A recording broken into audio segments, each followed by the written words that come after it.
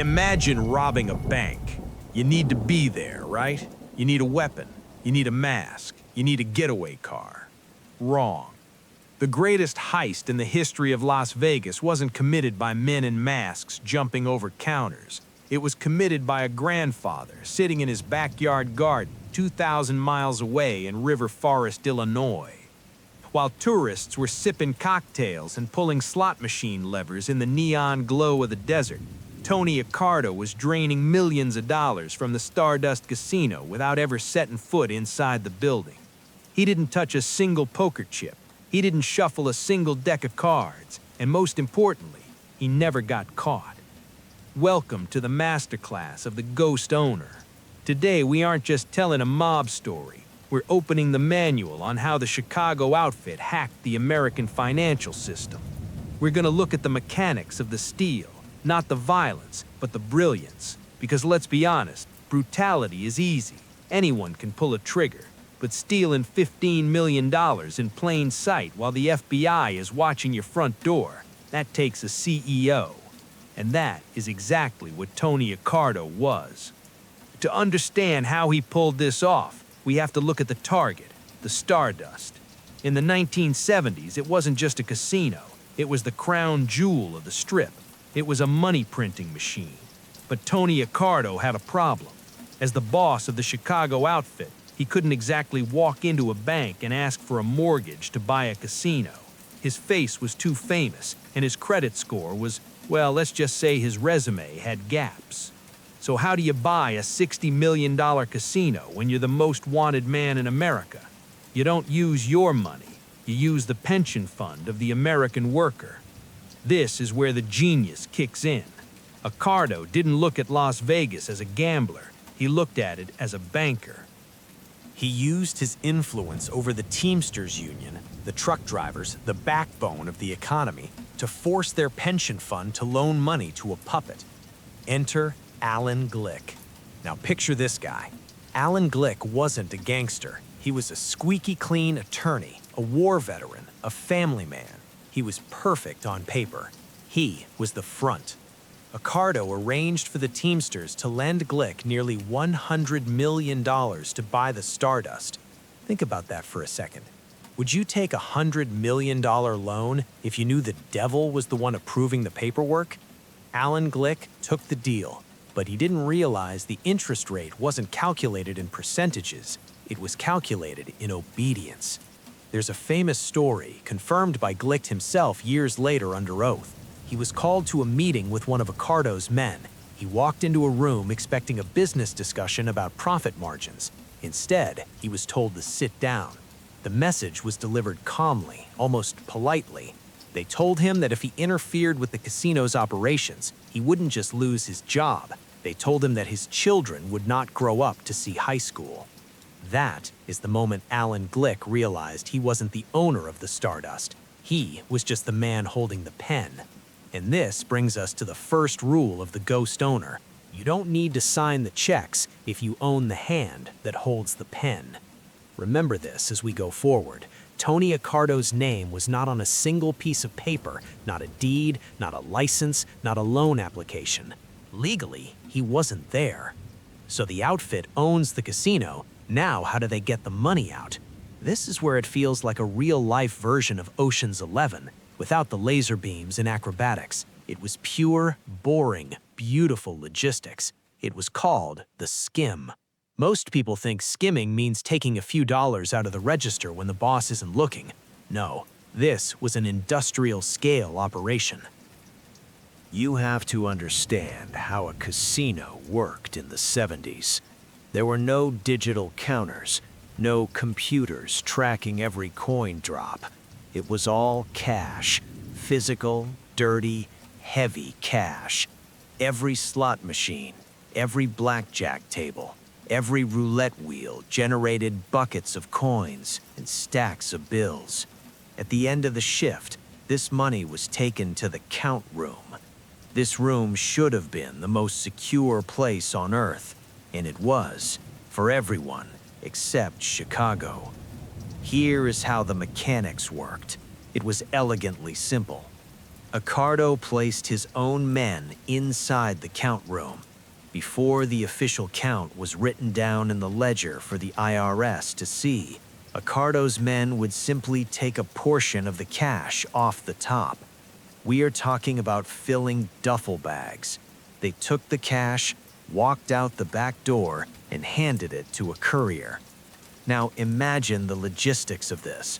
You have bags of cash leaving the most watched building in Las Vegas every single week. This money didn't go to a local bank. It went on a journey. It was usually driven or flown to Kansas City first, to a middleman just to wash the trail. Then, from Kansas City, it moved to Chicago. By the time that cash reached Tony Accardo's hands in River Forest, it was completely clean. It was untraceable. It was invisible income. Estimates say they were pulling between $40,000 to $100,000 a month. In the 1970s, that is millions in today's value, tax-free. And here's the crazy part. While this was happening, Tony Accardo was sitting in his living room watching television. He never touched a chip. He never had to intimidate a dealer. He never had to drive a getaway car. He had built a pipeline that siphoned the economy of Las Vegas directly into his pocket, and he did it with the efficiency of a Fortune 500 company. He controlled the manager, the security guards, and the count room staff, all by telephone. But a system this perfect has a flaw, and the flaw is always the human element. Accardo was a ghost. He valued silence above everything else. He knew that the only thing that could kill the golden goose was noise. But the men he put in charge of Las Vegas, they loved the noise. This brings us to the two men who would eventually bring the whole house of cards crashing down. You know them from the movies. Frank Lefty Rosenthal and Tony Spilotro. Frank Rosenthal was the genius running the casino floor. He was the one making sure the Stardust was the most profitable place in town. But Frank had an ego the size of the Strip. He wanted to be famous. He started hosting his own television show inside the casino. Can you believe that? The man running a secret criminal enterprise decided to put himself on TV every week. Back in Chicago, Accardo was watching this, and you have to wonder what was going through his mind. A ghost owner does not want his manager signing autographs. Then you had the muscle, Tony Spilotro, the ant. Accardo sent Spilotro to Vegas to protect the Skim. His job was to make sure nobody stole from the steal. But Spilotro got greedy. He started running his own side hustles, burglaries, loan sharking, fencing stolen jewelry. He brought street violence to a corporate operation. The heat started to rise. The FBI wasn't stupid. They knew something was happening at the Stardust. They started planting wiretaps. They started following people. They started looking at the books. And this is where the story turns into a lesson on corporate governance, mob style. Accardo faced a crisis. His perfect machine was breaking down because his employees were out of control. Spilotro was making headlines. Rosenthal was fighting with the Gaming Commission. The silence was gone. The FBI launched Operation Pendorf and Operation Strawman. They started connecting the dots. They found the hidden ledgers. They found the evidence of the Skim. And slowly, the indictments started coming down. This is the moment where most mob stories end with the boss in handcuffs. We have seen it 1,000 times. The feds kick down the door. They drag the old man out in his pajamas, and the empire crumbles. But that is not what happened to Tony Accardo. And this is why this story is so unique. When the dust settled, almost everyone involved in the Stardust Skim went down. The bosses of Kansas City went to prison. The bosses of Milwaukee went to prison. Joey Aiuppa, the operating boss of Chicago, went to prison. But Tony Accardo, nothing. Why? Because of that title we talked about at the beginning, without touching a chip. The FBI knew he was the boss. They knew he was the ultimate beneficiary of those millions. but they could not find a single fingerprint. They couldn't find his voice on a wiretap ordering the skim. They couldn't find a check with his signature. He had insulated himself with so many layers of management, so many buffers, that the prosecution couldn't touch him. He had sacrificed his underbosses. He let them take the fall. That is the cold calculation of a CEO. When the company goes under for fraud, the chairman of the board often walks away, while the managers go to jail. But what about the loose ends? What about the men who made the noise? Well, we know what happened to them. Tony Spilotro, the man who brought too much heat, was called to a meeting in a basement. He thought he was getting a promotion. Instead, he ended up in a cornfield in Indiana, buried in his underwear. That was the final corporate restructuring. Accardo liquidated the liabilities. The Stardust eventually changed hands. It was demolished years later. The era of the mob running Vegas ended. The corporations took over. But in a way, Accardo was the first corporate owner. He just didn't answer to shareholders.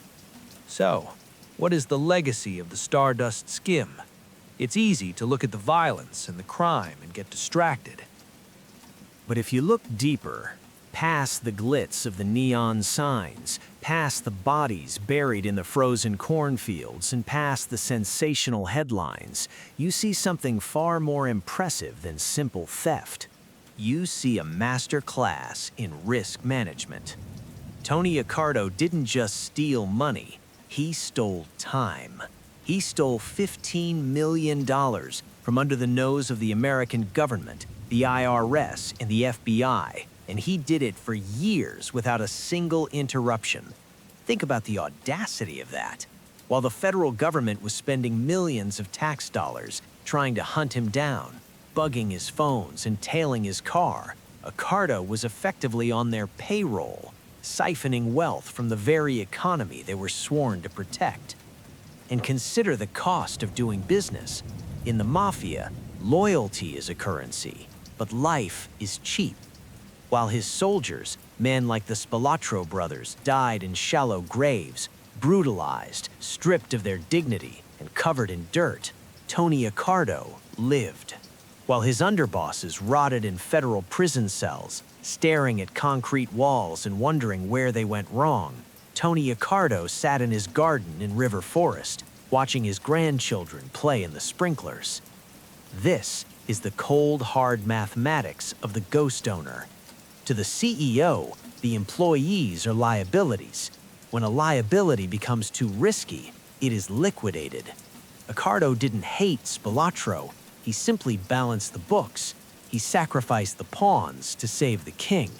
It was a strategic decision, devoid of emotion, executed with the precision of a surgeon removing a tumor. And because of that discipline, he achieved the one thing almost no other mob boss in history ever achieved. He beat the house. Tony Accardo died in 1992. He didn't die in a prison cell hospital ward, chained to a bed. He didn't die in a hail of gunfire on a street corner like a common thug.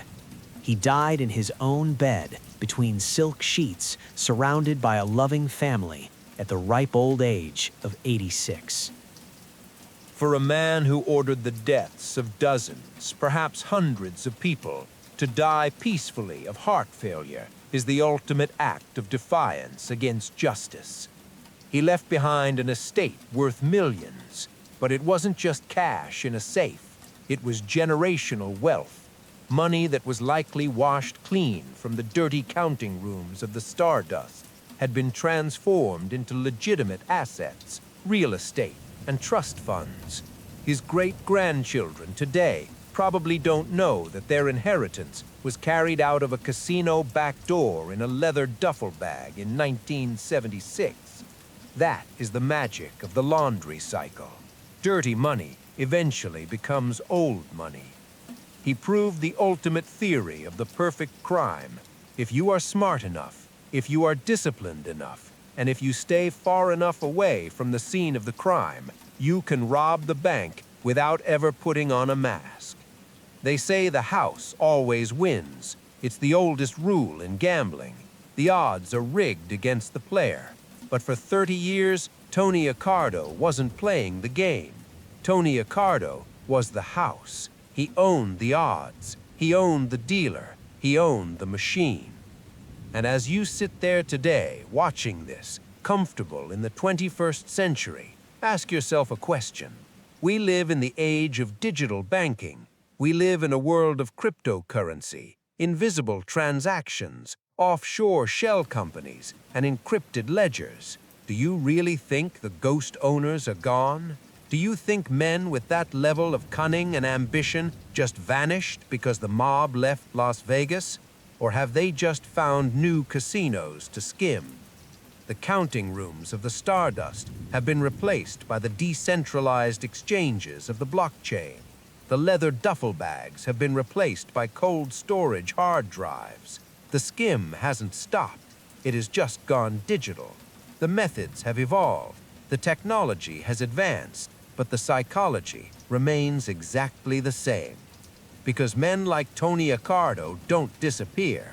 They are a permanent archetype of the human condition. They just change with the times. They trade their fedoras for suits and their suits for hoodies, but their rule remains absolute. They stay in the shadows. They let others take the risk. They let others make the noise, and they never, ever touch the chips. But Accardo wasn't the only one who tried to rule Chicago. There was another boss, Sam Giancana, who didn't follow the rules of silence. He courted the press, he dated celebrities, and he tried to play games with the CIA. If you want to know why he ended up frying sausages in his basement moments before his execution, while Accardo died in luxury, you need to click on this video right here. It's the story of the one man Accardo couldn't save from himself. I'll see you there.